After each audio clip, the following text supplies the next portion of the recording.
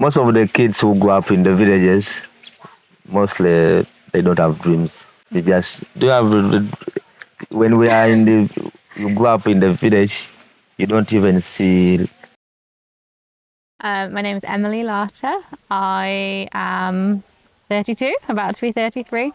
I was born in the UK and I've spent the last sort of 10 years back and forth, and right now I'm in Uganda. So, part of UK, Worcestershire, so right in the middle. And in Uganda we are just by Ginger. My name is Waiswa Joseph. Most of people call me Josh. Yeah, but my real name is Waiswa Joseph. I was born in Mayuge, which is a district in Uganda. Yeah, now I'm in Ginger. I have, got both my parents, and they're all back in the same town in the UK where I grew up. So my parents are there, and I've got a younger brother as well. How old are you? Me, with the... Now, there's a problem with that, because when I grew up, my parents, they're old. They didn't keep any records, and they were very old. They are very old. So I didn't exactly know the year I was born. But then later, when I look at some small papers I have for now, I'm 30. 38? 38. Oh, wow. We think. Okay. Okay. Did you go to school? Yeah, I went to school, went to university. I got my qualifications to be a primary school teacher. So I was a primary school teacher. But I came out to Uganda the first time I came out to Uganda was as soon as I graduated.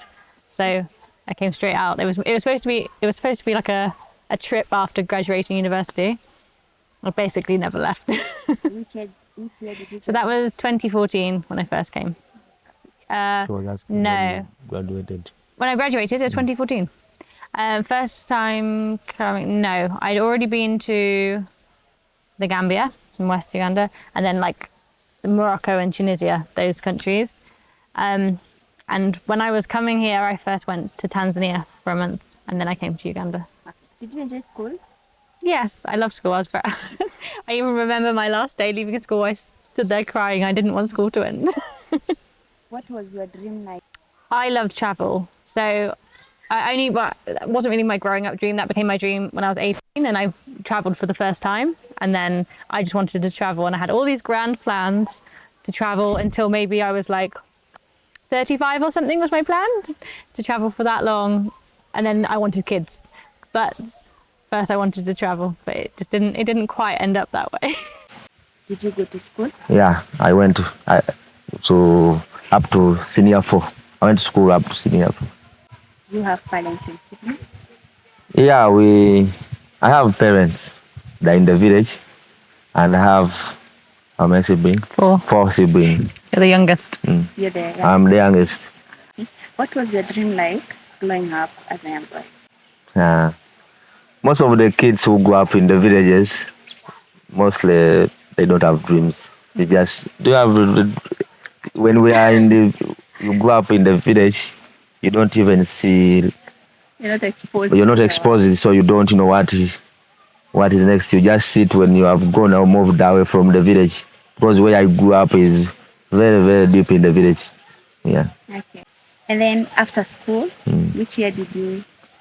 2005. Okay. That's when I finished my senior 4. Okay. Back to Lata. First time traveling to Africa, yeah? Growing up in UK, what did you know about Africa before traveling to Africa? I was fed a very limited information about Africa. You know, I think a lot of people think all of Africa, all these, that is just what I think, because I think when I was a child, all I saw was I don't know if you know what comic relief is. It's like they raise a lot of money, mostly for charities in Africa. And so I grew up being exposed to that and just seeing that, and that was showing, the people who are really, really suffering, but doesn't show the rest of Africa, which I got to learn myself more when I decided I wanted to visit here. Obviously I researched, so I got to learn a bit more. But it's in being here that it really fights. I think things are changing now anyway. I think now people wouldn't think that as much, but for my generation growing up, yeah, it was very limited. I think my dad had been to South Africa, but the amount, that's all he'd ever visited. And so no one I knew had ever been to any African country either. So yeah, my view was just from the limited things I saw on TV, the adverts on TV. For me, obviously, when I first came, I'm somehow used to it now, but things like the power cuts. But also when I first came, I was living, again, much more deeper in the village than I am now. So there was no running water or anything like that. But I don't know. It's also just like something that's very different compared to the UK. Is the UK people are quite private people, and everyone is living their own lives, and that's like all private. But here in Uganda, like everybody knows everybody, and everyone's like, it's a big community, and that's why everything's done together and everyone helps. I feel like kids are far better received here than they are in the UK. So we go to a restaurant and they interact with the children a lot. The children, like, sometimes they've been used to invite Adam like behind the counter to help, and everything's very welcoming and accepting, I feel like, and everything's done more as a group and as a whole. Whereas in the UK, people stick to their little family units in the UK a lot more. Mm-hmm. After graduation you went to Gambia and now Uganda. After graduation it was Tanzania. So I went to Tanzania went on safari, and I went and climbed Mount Kilimanjaro because I was raising money, because when I was coming to Uganda, I was coming for like a 2-month volunteering. That was what the plan was. So I raised money in climbing Kilimanjaro in Tanzania for the orphanage, and I went to volunteer in an orphanage. And that was what my plan was. I wouldn't necessarily do that now. I'm not fully supportive of that and going in and making these bonds with children and then leaving, but I didn't know better back then. So I went to volunteer for 2 months, and ended up, I met a baby Adam at 5 days old, and I ended up staying for 7 months at that point. When you came to Uganda? So when I came to Uganda, I was 22, and one of the children that came to the orphanage whilst I was there. Which orphanage? So it was called Whisper. Okay. It's not there anymore. It's not there anymore. But I'd been there just a couple of weeks when a new child was being taken in, and it was a 5-day-old newborn baby who'd lost his mum. And the charity director said, because obviously babies are a bit more vulnerable, she said, for the first few weeks, let's bring him to town and we'll raise him in town. Can you be the one to look after him? So I said yes, and became very attached, because obviously if you're the sole carer for a newborn baby, you both become attached to each other, really.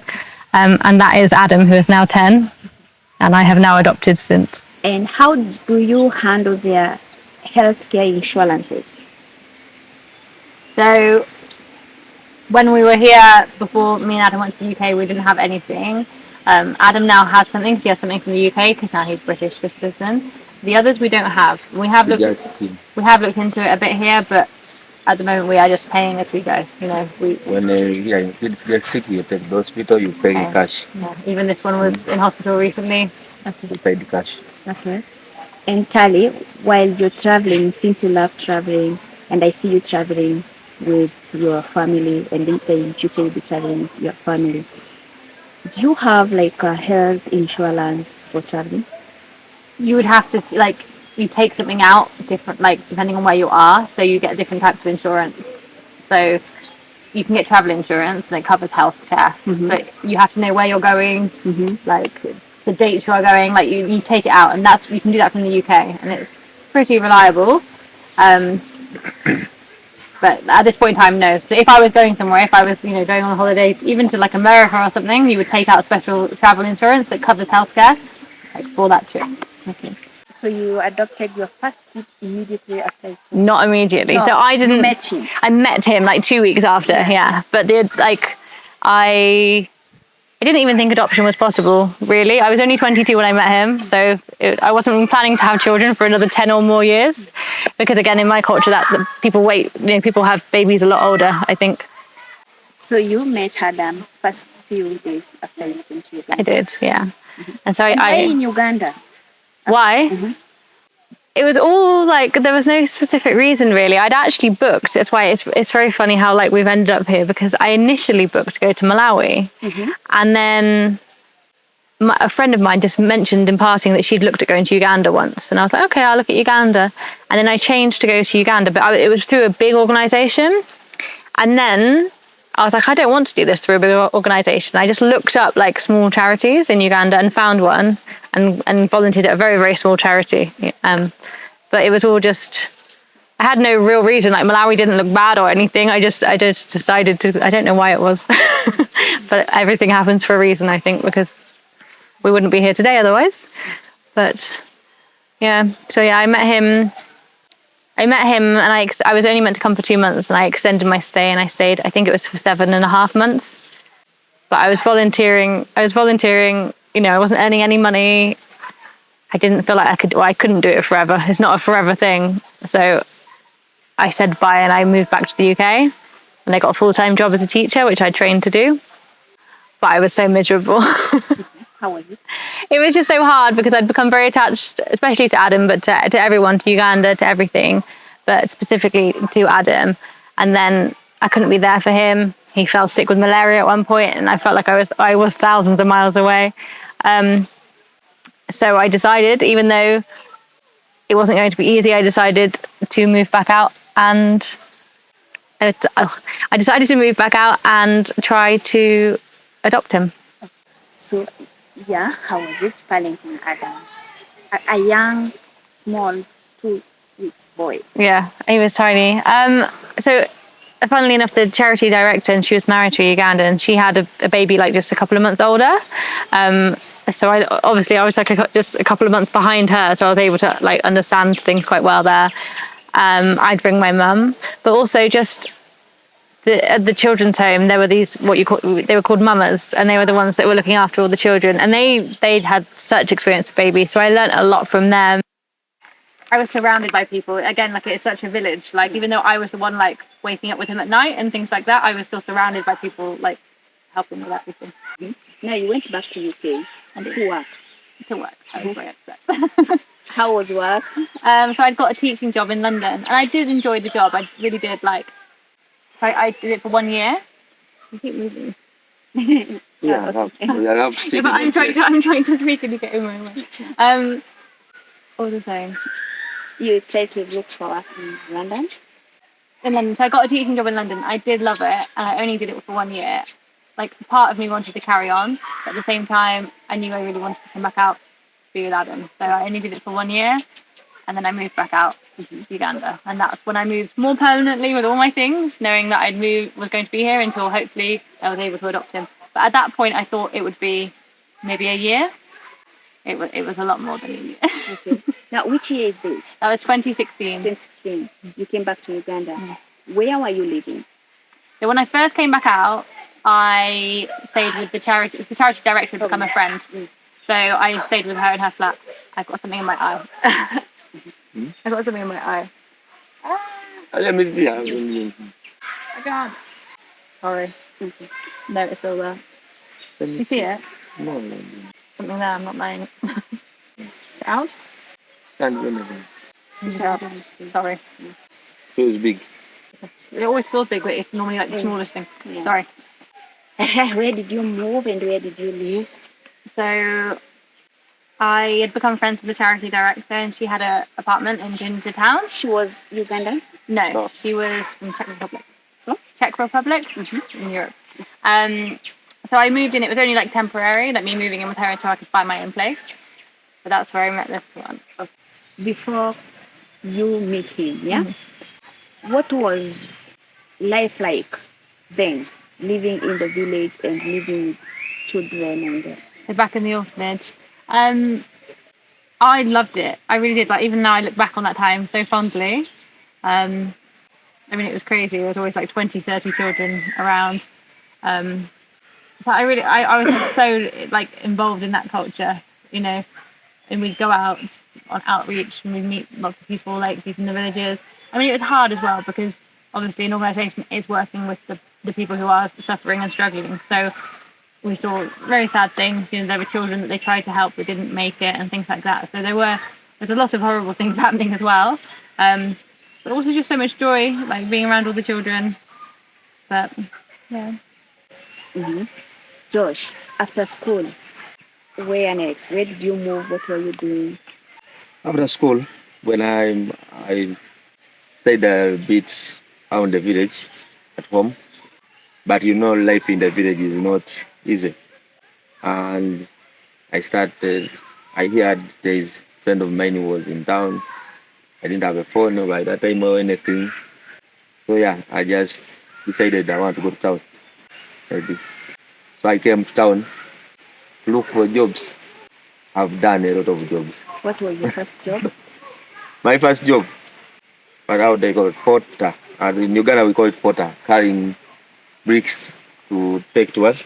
I didn't know you did that. In the construction? Yeah, construction. Yes. Mm. Then I used to sell, I got some and I used to sell bags.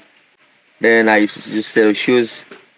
And I tried to roast meat on the streets. Yeah, just surviving, work out. You bouncer. Then I used to be a bouncer in the bars, carry people out who are fighting or doing that. Yeah, then I security guard at this very organization where I was volunteering. Yeah. Oh, you were security guard in where she was working? They'd opened a hospital in town They had later opened. on, so he was there. Okay. I was there, yeah. And then I turned to be personal bodyguard for the lady, Director. the director. Of the organization she was working Yeah. with. Yeah, that's when I also met her. And yeah, things started changing. Which year did you meet?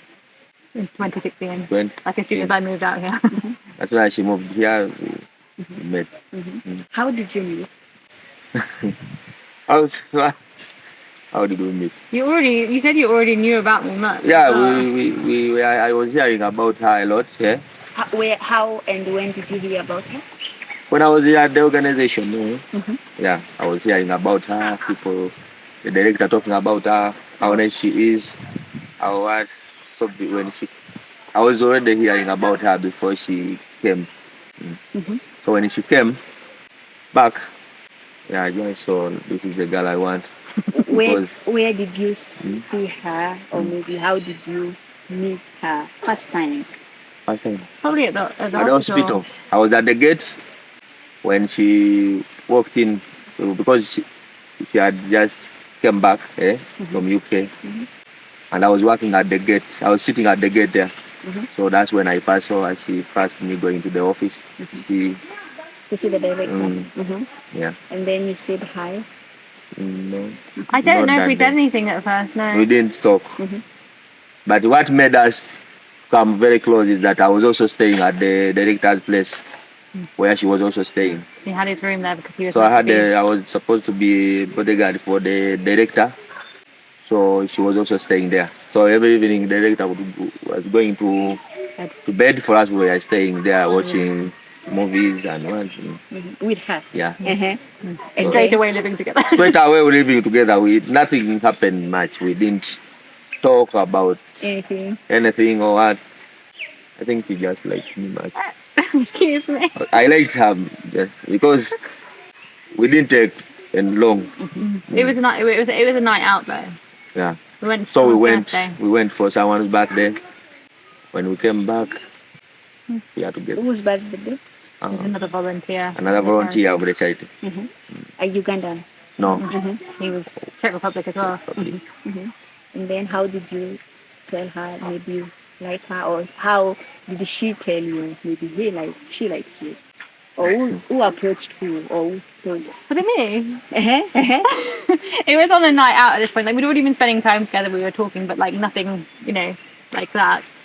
But on this night out, I was just so funny. I thought he was so mysterious. He had his hood up, and he was just like, because he was quite quiet. So everyone was talking, but he was kind of just chilling. And I don't know, I was very attracted to him that night. Yes, and then? I don't even know. Then we drank too much beer. Then? And then we never even had a conversation, did we? We were just basically, from that night we were together. From that night we were together. I was staying in Wachitaka, in my place, which was very cheap. And yeah, she started coming visit me. We had one small room with pink silk shiny sheets. I will never forget it. Like them. But the room was right by the main road. There's no bathroom. It was. What attracted you to us? Yeah. Like I said, I don't know why he was looking so mysterious and whatever. He's always so like chilled, but he also just sort of started really helping me with things. So I was trying to buy a car. He helped me with that. He's just very helpful already. Already looking after me. So. And physically? He was alright. Physically, what attracted you? No, I don't know what. He was a good look. He looked very different back then though. Even I like now. I like the beard. And you, Josh, what attracted you to about her? First is what I was hearing about her.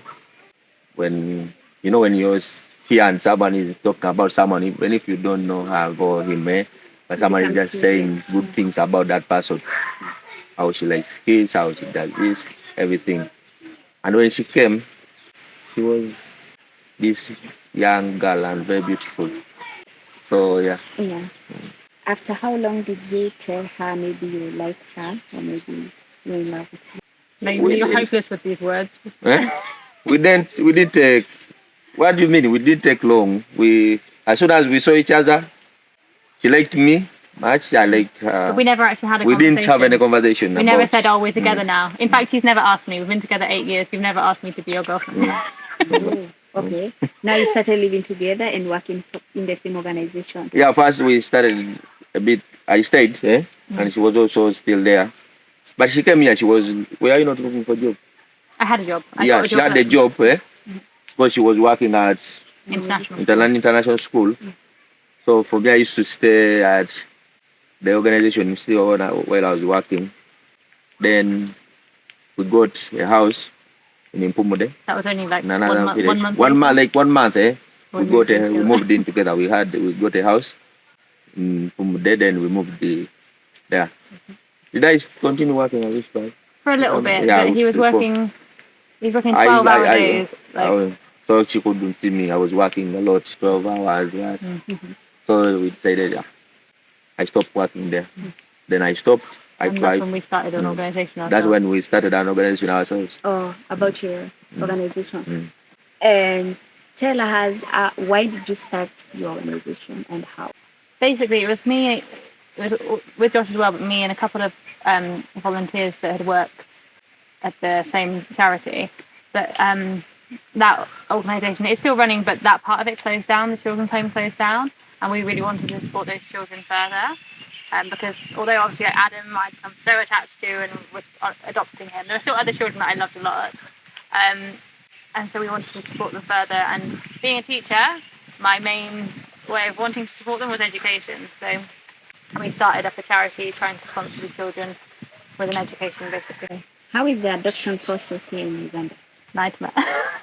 Very hard. Hard. Because she had to take years. How long? It took me... So the actual adoption here took me 3 years. But then on top of that, getting like the papers to leave to go to the UK with him. So that was in total was 4.5 years. Then the adoption here is not recognised in the UK, so I had to re-adopt him in the UK.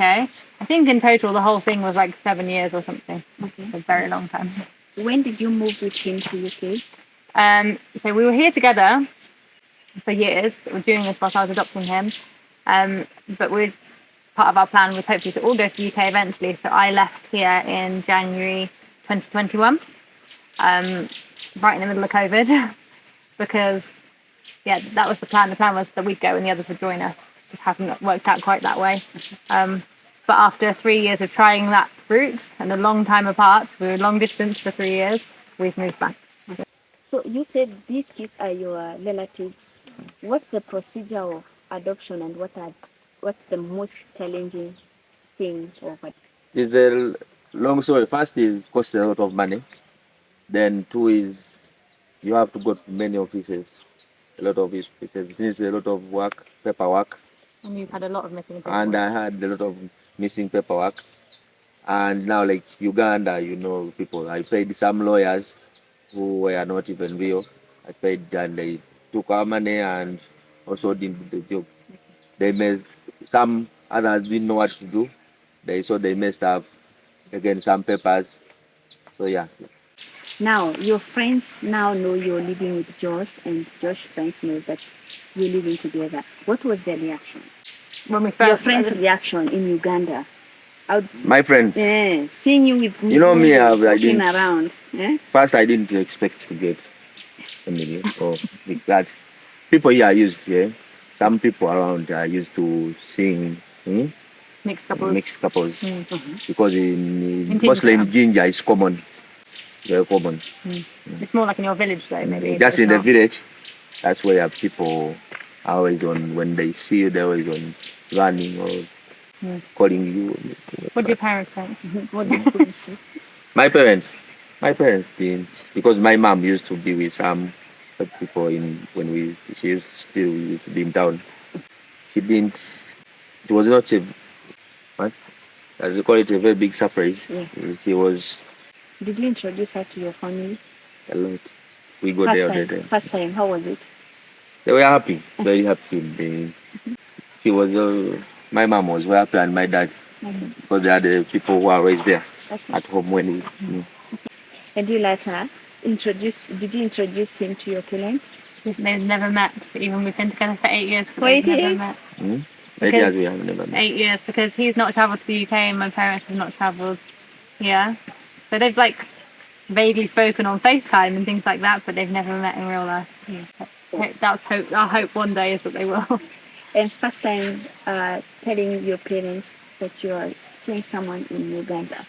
I don't really know what they thought. I mean, my parents have always been very protective anyway, so they probably questioned me like. But they also saw at the time that like I did like. I think they were so happy that there was someone here looking after me as well. You know. And I was looking at her a lot. And friends? Friends. I don't know what my friends thought, to be honest. I don't think my friends would have been that surprised. And friends from here in Uganda? Friends here. The thing is that when I'd been out here volunteering, I'd paid no attention to the men. I was so committed to the children that I'd paid no attention. So I think, whereas other volunteers, so other volunteers at that point had been Black. going out and meeting Ugandans, like men and things like that. Whereas I was so committed to like the work I was doing, volunteering, that I. So I think people were shocked because I'd never paid any attention to anyone until him. So even though I'd been out here like for a long time, many months, he was the first time I paid any attention to men. Now you started living together and you started the organization. So on one of the visits to visit Josh's parents in the village, Josh's mum is an incredible woman, and she always had extended family members there, like quite Since quite we were far a off. child, Yeah. we used to have a lot of children, grandkids, even neighbors' kids come there. What? She wants to help everybody, but She she also wants to. doesn't have the means to. Like she struggles, she tries to, but she can't at the same time. So we were visiting one time, and there were a couple of children there that were really poorly, and they were Josh's like extended family members. So at this point, we weren't entirely sure, like how they were related to Josh, but we just offered to take them to town, to hospital, pay their medical bills, and just keep them until they were fine, and then we would return them. They are Josh relatives, right? They are. Yes. So that was the plan. But they ended up staying longer than we planned, and then we found out they were Josh's uncle's children, so technically Josh's cousins. But Josh's uncle and his wife were not. The reason they were with Josh's parents is because they were not able to look after them.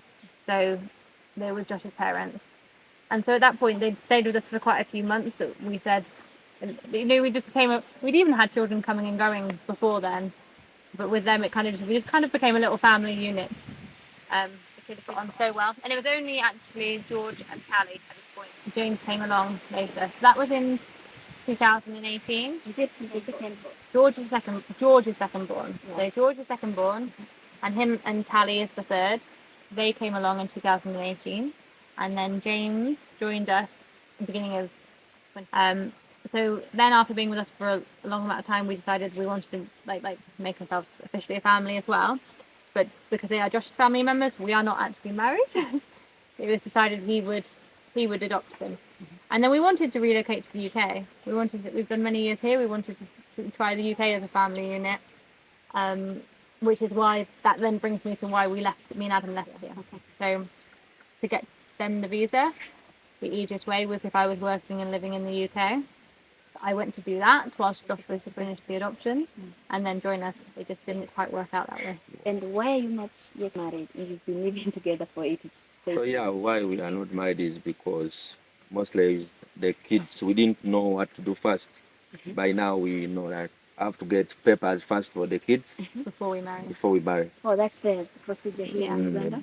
Because Well, it changes it otherwise it changed. to an international adoption. Because if I am married to her, it will change to international adoption. Whereas he can just do a domestic Now family I'm adoption. doing a domestic. Domestic adoption. And then you marry later. Do you have kids for your own?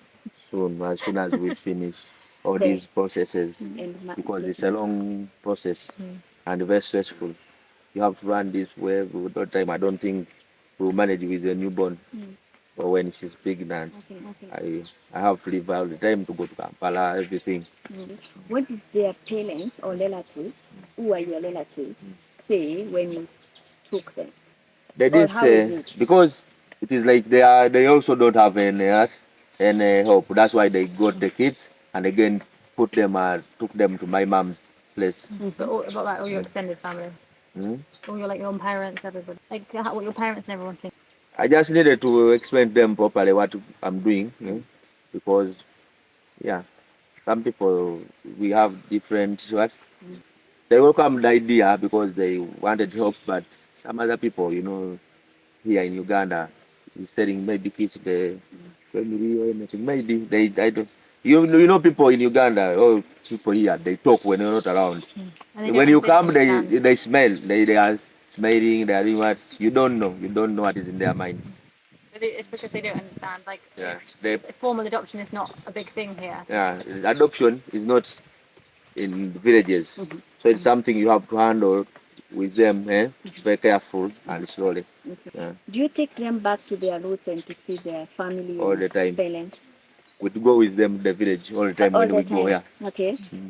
So they know their parents and their. I should say they know who they are. They don't really have a relationship with They their parents. know who they are. They see them, but they have more don't of a have much relationship with yours. connection. The bond is not. They call me dad and they call her mom. Oh, and So, then back in the village. back in the village, they still we show them because we are when we go in the village, which is the same compound, most the same one. We are always in the same compound, and they know them as family members. Oh, okay. Because now they are not old enough for us to explain that what is happening. The kids know. They know. But some no. James doesn't. Like James the older know. children fully The understand. old children know. Yeah. Maybe James is not quite yet understand. Yes. Now, what's the plan of your relationship? Relocate to UK or live here in Uganda? Our plan is to get all this process done.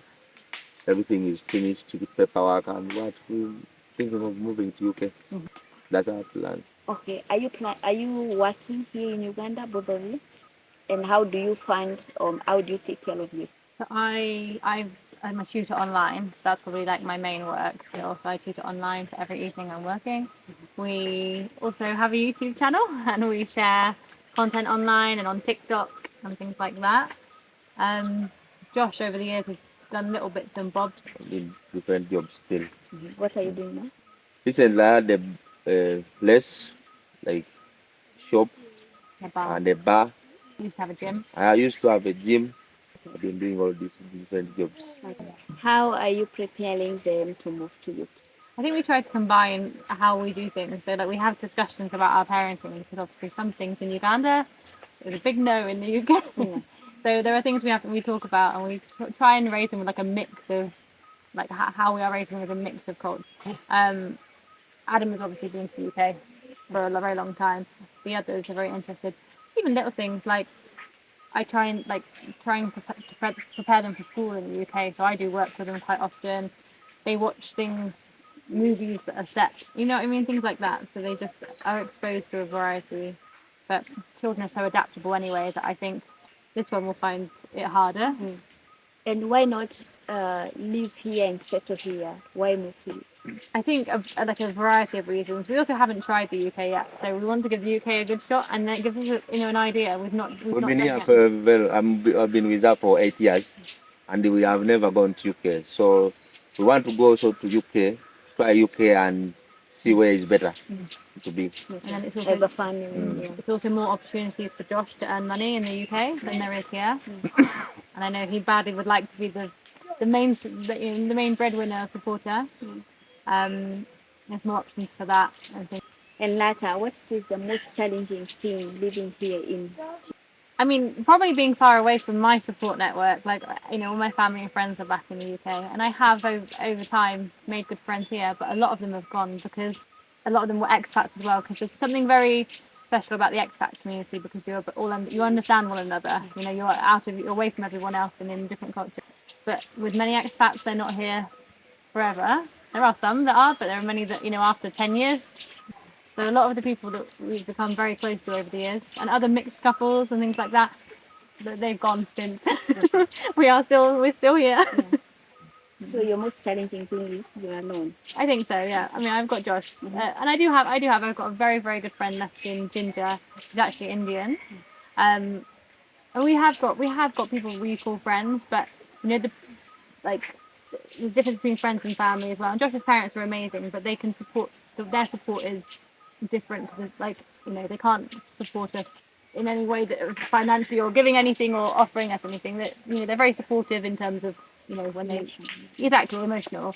But it's not like they have a car and they can help us drop a child at school or something. You know, there's things like that. That is everything is down to us here. Whereas I've got a bigger network in the UK, but and that sometimes can be hard. And the best moments. What are the best moments? Best moments. Oh, I really do love raising kids here though. Like it's very outdoors, you know, because the weather is nice. Yeah, like it's enjoyable taking the children out here. But it's I don't know, everyone's very welcoming to it all. It's all very, you're quite free, you know. The most challenging thing raising your kids who are adopted, especially for you, Lata. Yeah, I mean, obviously, like with every adoption, there's loss. So with Adam, his first mother passed away, and so that's always there. You know, even though he can't remember her because she was just 2 days old, he can't remember her. That's still there as part of him, and he does come up. We do try to talk about it, but it is hard because there's nothing I can do to change that. You know, in an ideal world that would never have happened, and he would have been, you know, lovingly brought up in a family. But it's just not what happened. So it is hard, and I think with the others, their parents are there, but there's a variety of reasons we decided not to share it publicly. A variety of reasons why they are not with them, and I think that's probably hard for them too because they can't make this connection with their parents. There's a lot of things there going on, so it's just hard, like supporting them through that because it's not easy. Even though they have so much love from us and they are happy, like day to day they're absolutely happy. Like it's just obviously like an identity thing growing up, and it'll always be there, and so trying to support them through that. So I think that's quite. For me, that's a big thing. It's always weighs on my mind. And I try to learn everything I can about things like taking care of their hair and their skin, and all these things. But The most challenging moments parenting your kids. As fast as a young a ready-made family. already made some family. Because when I met Abby, when I had Adam, and then the family has, because Emily likes children. Me too, I like kids. And Emily love, like, so the family grew up so fast. It was challenging for me to adopt from being me, Emily, and coming to be with Emily and Adam, again to being with. But you took it on so well. Like, But I took on, yeah. Are you planning to adopt more kids? Not at this point. Not at this point. We have 4. Not at this point. Now, as parents, considering your kids have different personalities, characters, individuality, you know, how are you empowering them? I guess like that they like even in the extracurricular things they're into different things. So Adam is very very sporty, so we're trying to get him as much to things he likes, like football. as much as possible because he's very that's what his strength. That's why. Yeah, George is much more. George still does a little bit of football, but that's not his like his favorite thing. It's not his main thing. George is much quieter, calmer character. He goes and does keyboard. You know, it's little things they. Terry. Tally at the moment she swims. Tally's a big character, huge character. I And then, yeah, so Tally as well, like we found her hardest with schools, what school works best for her. So we've actually recently changed her schools. We're trying really hard to find what's best for her. Um, James is only just starting to show his personality, so we're just really getting to know him. He's so much littler than the others. Um, so yeah, he's just starting to show the things that he likes that are different to the others. But he's also quite a quiet character. We've got two very loud characters and two quiet. I've seen that. What do you love most about your husband? Personality or physically? I said personality or physically. What do I love most? Josh is very protective, and he always has been over the whole family. You're always looked after. I always joke my favourite thing is his beard. Yeah. So he's never allowed to shave. And you, Josh, what do you love most about your wife? She is hardworking. She works very hard. It's not easy to look after life here in Uganda when it's hard. But she is hardworking. I think she loves kids. We have I see how lot. she's taking care of it. Yeah. Okay. Later, advice to UK girls or British girls who would love to date and marry Ugandan men. What should they expect? I came into it not knowing like there are going to be difficulties because of the culture differences. So like it does add a whole other layer. Like all relationships are hard, but it definitely adds a whole other layer. And then we've gotten to know each other over the years. We compromise on things, but there were things right at the beginning that like would I don't know, would shock me, would surprise me, and probably vice versa. So I guess just like, and even someone told me right at the start, like, but have you told him that in your culture that's not okay? Because it's just communicating basically, and then coming up with a way that you're both happy. What values are more important to you that is important they take on as well, while still respecting. Yeah, so it's just finding and communicating about it because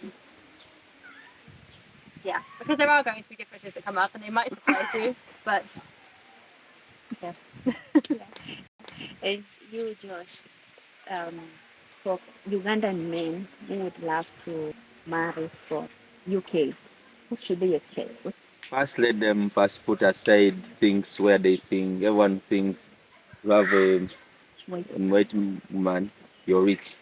Okay. Because that's what most people are fighting to get different. So In the Ginger Town, there's something people call. Mzungu hunters. It's something. If you ask anyone in Ginger Town what's a Mzungu hunter, it's these boys that are after. Boys that are just Mzungus just to get what? Because they think they are rich. So when they see you with her, they think you are rich. Very rich. Most of the challenges I get is whenever I go around something, when I buy something, they have to. Yeah. It's more, even me now, things are more. They know he's with me. Higher than. Or they had prices. So, yeah, when someone wants to get a white girl, let them work first and have money. Later, ever been into other relationship before meeting Yes, but with men back in my country. a British man? British. And Josh, ever been into other relationships before meeting Later? Here in Uganda? In Uganda. Okay. Ever dated a black man before, Josh? So Josh is the first person. Sweet words to your husband. I don't know. We don't have a nice one. That's not true. We do, but in private. We are for her. She's always shy. Sorry? I'm saying he's slouching. He's making me feel tall. Yeah, sweet words to your, or maybe just sweet Josh words can. to your wife. I rarely hear them. Yeah. Never. Go first. Love you much. My beautiful girl, mother of our kids. And I promise you I'll be with you forever and ever. I'm not a public. I'm not. What's it called? Ever. I'm very like affectionate, but That's people. Well, that's what always people complain now. What channel they say they love each other. What? Because for us we are not people who always We're hugging not going on to the be kissing camera in order, or kissing on the camera or anything. So So you can't kiss your wife on camera? me, I can, but she Can you can't. kiss her? Hmm? Lata, talk to your husband, like sweet words, or maybe what he would love him to know about you. You know, something he don't know about you. What is it? Yes, he knows me very well by now. Uh-huh. I tell him every day. I probably tell him like 100 times a day that I love him. They're asking you the Yeah, I'm just saying. I tell you like 100 times a day I love you already. And I'm just grateful for everything you do for our family. Let me ask you, what are your future plans as a couple and as a family?